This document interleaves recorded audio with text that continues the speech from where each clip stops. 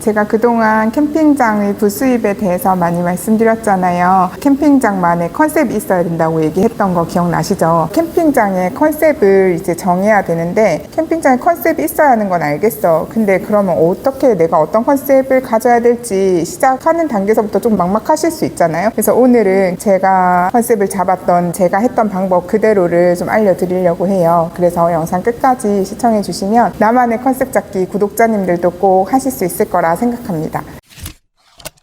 첫 번째는요, 고객 타겟을 설정하는 거예요. 지금 캠핑장 하고 계신 분들도 아마 우리 캠핑장에는 주로 어떤 손님이 온다는 거 정도는 아마 운영을 1년 이상 해보신 분들은 알 수 있을 거거든요. 그게 의도했던 거면 더 좋고, 의도하지 않았더라도 우리 캠핑장은 내가 막상 오픈해보니까 연인들이 많이 와, 가족들이 많이 와, 이런 분명히 그런 방향이 정해졌을 거거든요. 하고 계신 분들은. 새롭게 시작하시는 분들은 그 방향을 미리 정하고 가시면 훨씬 더 운영에 도움이 돼요. 저 같은 경우는 이제 가족 대상의 캠핑장을 운영하고 싶다는 처음부터 계획이 있었고, 그런 컨셉을 맞추다 보니까 프로그램들이랑 그렇게 많이 가게 됐거든요. 예를 들어 우리 캠핑장에는 연인만 오는 캠핑장인데 그걸 지금 확 가족 위주의 캠핑장으로 바꿔보려고 하면 사실 쉬운 건 아니거든요. 그렇다고 절대 안 되는 건 아니지만, 그래서 처음부터 내 타겟층 그걸 설정하시는 게 제일 좋을 것 같아요. 그래서 요즘 캠핑장은 여자들만 올 수 있는 캠핑장도 있다 하더라고요. 여성분들 전용 캠핑장, 아니면 남성 전용 캠핑장,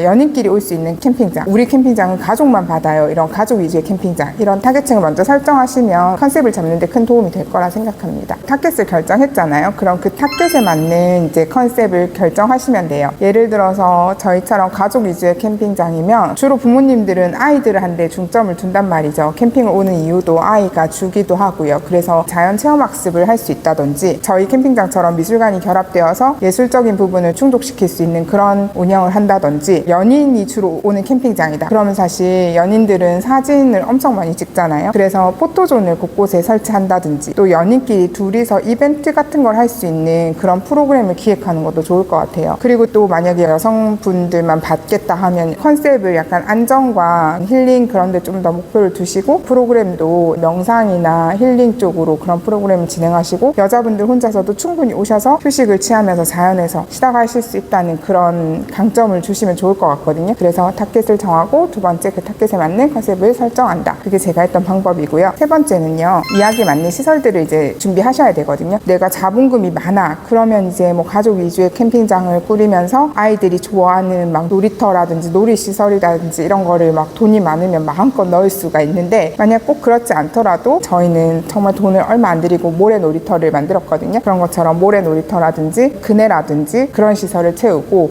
그 외에도 아이들이 좋아하는 트램플린이라든지, 근데 꼭 돈을 안 쓰더라도요, 뭐 프로그램을 진행하셔도 되거든요. 그러니까 그런 걸 할 수 있는 기본적인 시설들만 좀 갖추면 될 것 같아요. 그리고 아까 말씀드린 연인들을 위한 컨셉을 설정하겠다 하셨으면, 연인이 충분히 앉아서 사진을 찍고 싶을 만한 그런 포토존을 꼭 한두 개는 만드셔야 돼요. 정말 여기 왔는데 뭐 별거 없어 이렇게 느낄 수 있지만, 그 연인들은 그 사진 한 장 찍으러 오는 경우도 정말 많거든요. 카페나 이런 곳에도 그 사진 하나 찍으려고 아무리 멀어도 가고, 그렇기 때문에 이 장소에 이런 포토존이 있어, 이 정도는 SNS에 충분히 이렇게 올리고 싶을 만한 꼭 그런 포토존은 한두 군데쯤 만드셔야 되고요. 그런 시설들이 내가 만든 컨셉에 맞게끔 잘 꾸려졌을 때 그 캠핑장은 꼭 성공할 수 있다고 생각하거든요. 마지막으로 제일 중요한 게 이제 이런 타겟을 정하고 컨셉을 정하고 그에 맞는 시설도 있어요. 그러면 그걸 어떻게 운영할지 운영 계획을 수립하는 게 이제 완성이거든요. 그 운영 계획 수립이 저도 처음에는 사실 너무 주먹구구식으로 운영을 했어요. 뭐 예를 들어 밤에 몇 번 사이트가 좀 시끄럽다 하면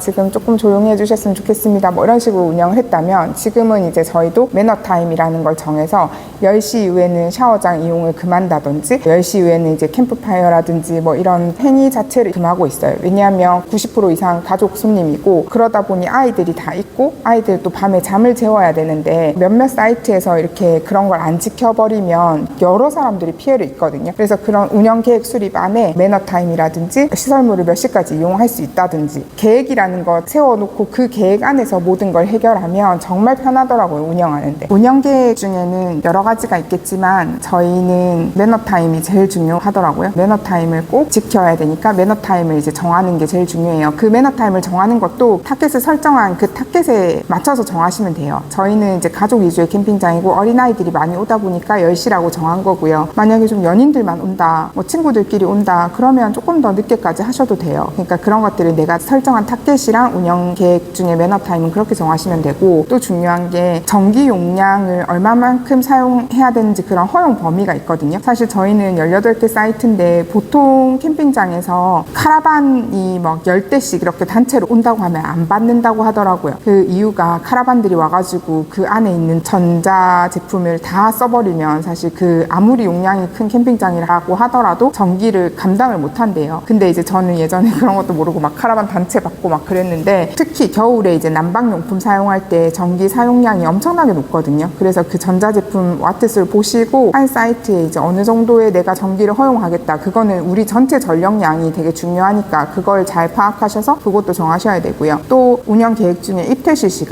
시간도 저도 여러 번 바꿨거든요. 처음에는 캠핑객들이 이렇게 말하면 아, 이렇게 해야 되나 보다, 또 저렇게 말하면 저렇게 해야 되나 보다 그랬는데, 운영을 해보니까 저희 캠핑장에 맞는 시간이 딱 생겨서 저는 그렇게 이제 정했어요. 물론 이제 지금 운영하고 계시는 분들이나 새롭게 운영하실 분들이 본인들이 정하면 되지만 이런 것들은 나중에 충분히 또 바꿀 수 있는 요소들이거든요.